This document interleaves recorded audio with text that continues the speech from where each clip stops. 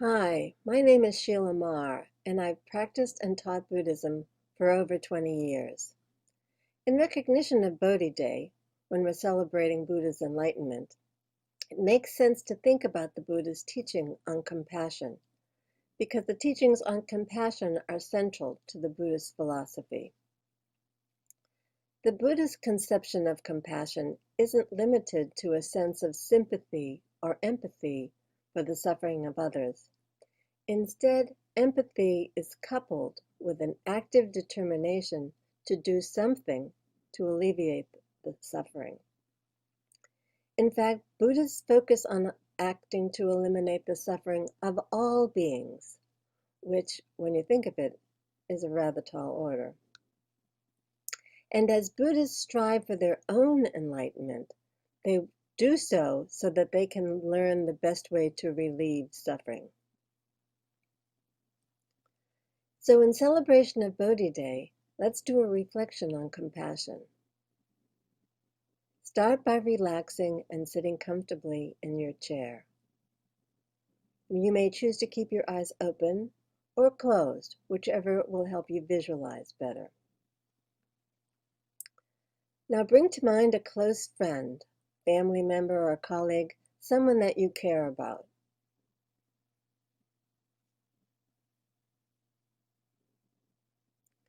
Imagine that this person has made a mistake or failed in some way.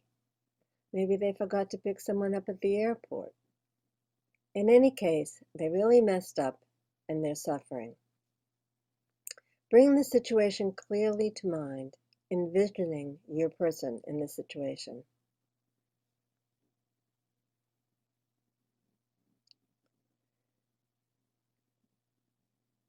Now, as you focus on your visualization of your friend, can you feel the person's sorrow or disappointment at their failure?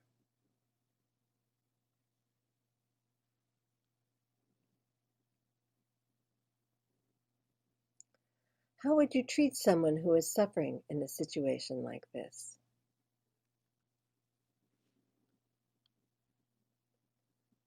What would you do? And what tone of voice would you use?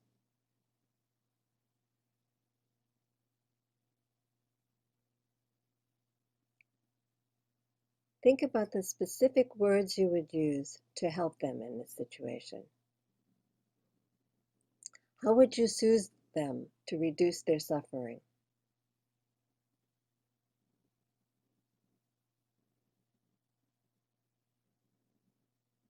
Now let go of that visualization, but keep your eyes closed if you've had them closed. We're going to bring to mind a different situation. In this case, bring to mind a time when you have failed or made a mistake. You messed up.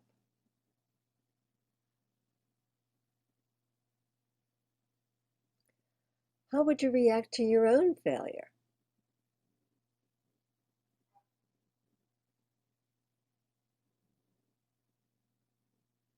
Would you scold yourself?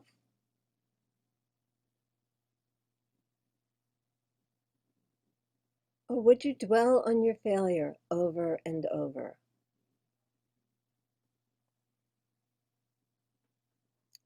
What words would you use in this case if it was your failure?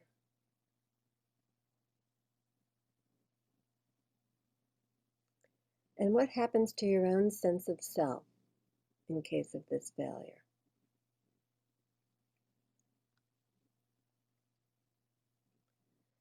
Research has shown that 78% of people are significantly more compassionate to others than they are to themselves. Can you see yourself in that situation? Are you more compassionate to others than yourself? We often berate ourselves and dwell and dwell and dwell on our failures.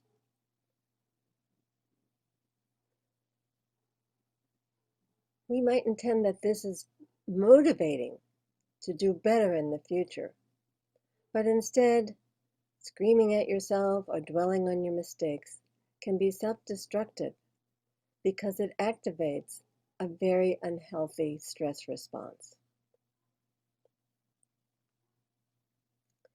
In fact, we can all benefit from increasing our own self-compassion. And Buddha felt it's important to develop compassion for ourselves first in trying to develop compassion for others. The end of the year and the holidays is a great time to think about increasing your own self-compassion. How about making it a New Year's resolution? You can train yourself with 3 simple steps. First, awareness. As soon as that you recognize that you're berating yourself or scolding yourself or dwelling on your mistakes, try to reduce that old behavior or stop it altogether.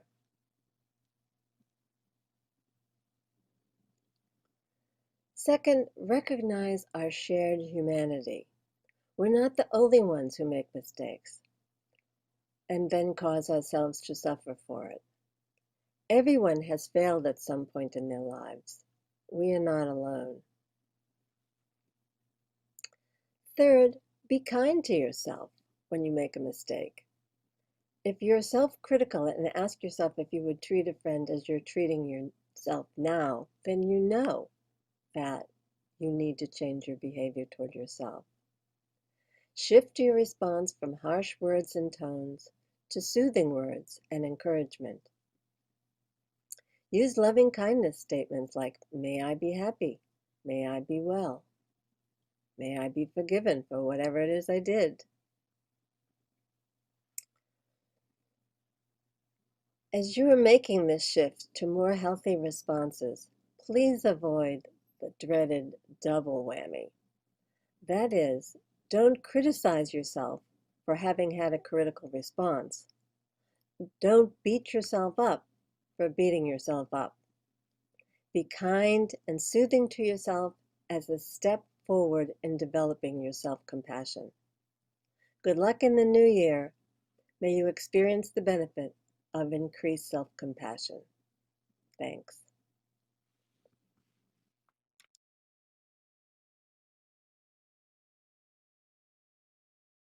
For that beautiful reflection about self-compassion, and Jenny Lynn and Kevin for the musical gift of May You Be Well and Filled with Loving Kindness.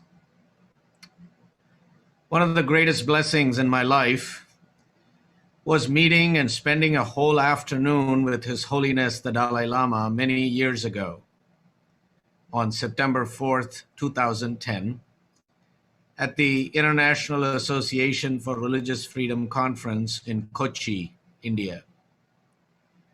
The Dalai Lama was the keynote speaker at the conference. A few hours before the opening ceremony, my wife Lalita and I, along with a small group of people, were invited to a private audience with the Dalai Lama at his hotel. And we showed up and we waited in the lobby. And we waited and waited. The hotel lobby was jam-packed with people. Easily, there were about 400 people there.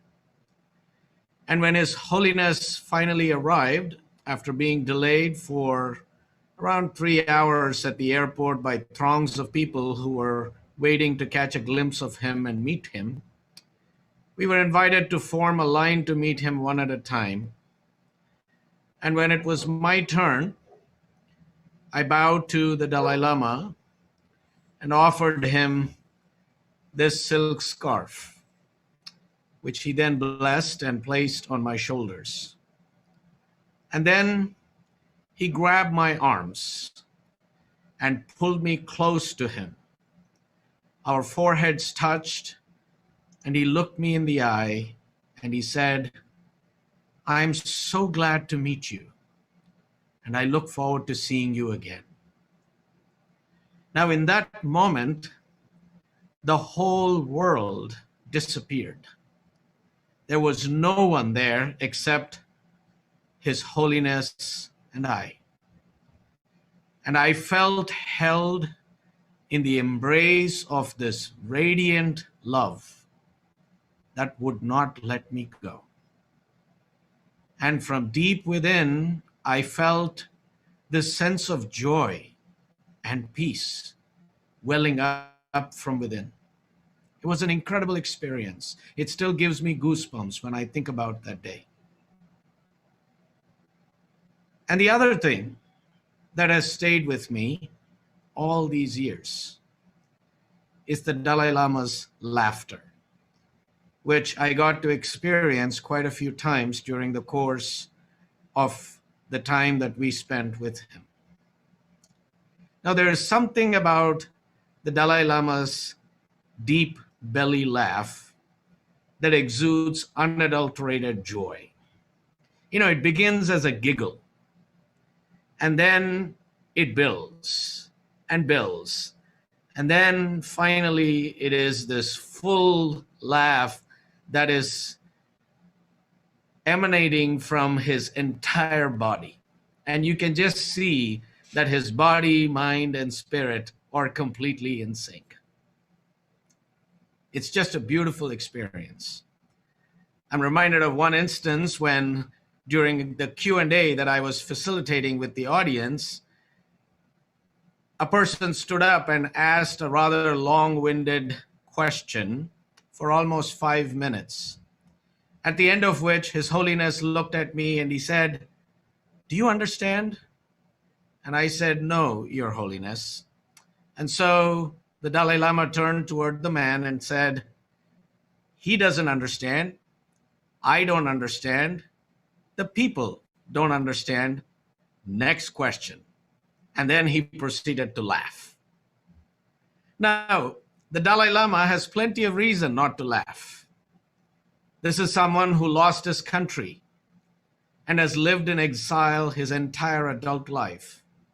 Someone who bears the burden of continuing the Tibetan traditions and spiritual teachings. And someone who contends on a daily basis the ongoing oppression and repression of the Tibetan people by the Chinese government. But in the face of all this, the Dalai Lama speaks and acts for justice, equity, and peace. And he laughs. In his words and actions, we can see how deeply and faithfully he stays true to his Buddhist principles.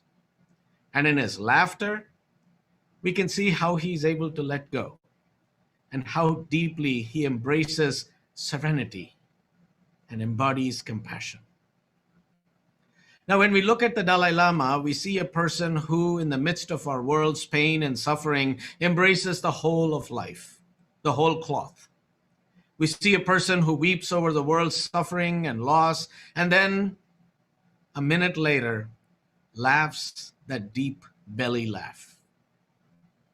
When we look at the Dalai Lama, we see hints of the Buddha's own life. The Dalai Lama was forced to leave Tibet when he was 24 to pursue truth and peace in other lands. Prince Siddhartha left the familiarity and the luxury of his palace when he was 29 to seek truth and to understand suffering and how to eliminate suffering. Siddhartha's departure became the Dalai Lama's exile. The Buddha's life is an example of the path toward awakening. So is the Dalai Lama's. But again, as with the Buddhas, the point is not that the Dalai Lama is enlightened or at least taken great strides toward enlightenment. The point is that you and I could do so too, right here, right now, in the concrete reality of the tears and laughter, of the joys and sorrows of our lives. Now, if you're thinking that the Dalai Lama is able to do this because he is somehow endowed with magical or supernatural powers, he will insist that he doesn't. If I did, he writes in a recent article in Time magazine, I would not feel pain in my legs or a sore throat.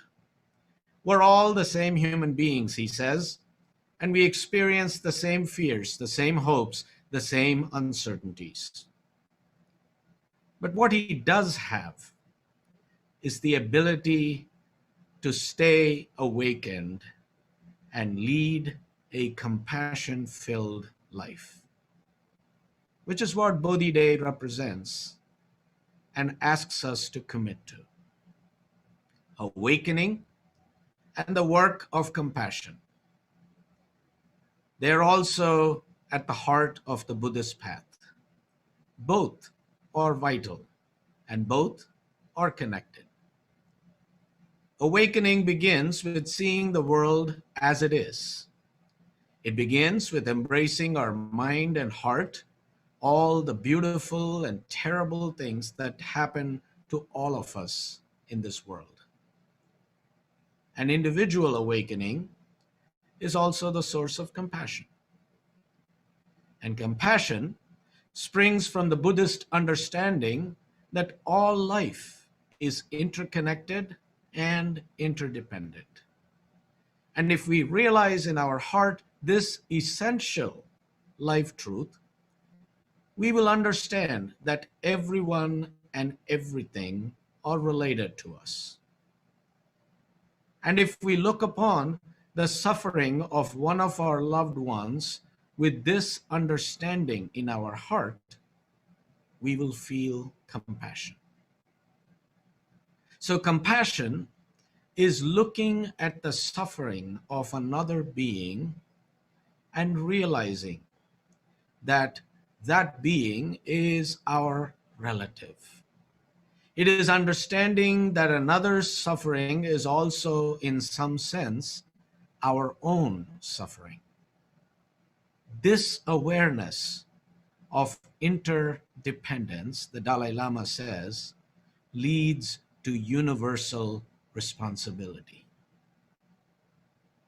Now, compassion also acknowledges our vulnerability, and it brings out our strengths so that we can be a bridge, a lamp, a source of healing to the hearts of others and ourselves, and for so many who are sick or stuck.